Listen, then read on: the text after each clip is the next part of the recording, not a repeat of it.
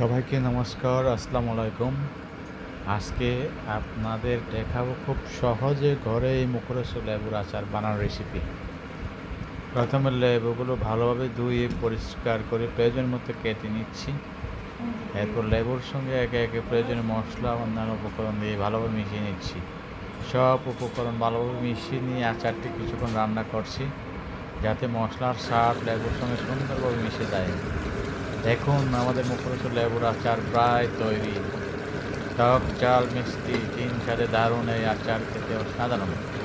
আপনারা ঘরে একবার তৈরি করে দেখতে পারেন। ভিডিওগুলো ভালো লাগে লাইক, কমেন্ট ও সাবস্ক্রাইব করতে ভুলবেন না। ধন্যবাদ সবাইকে।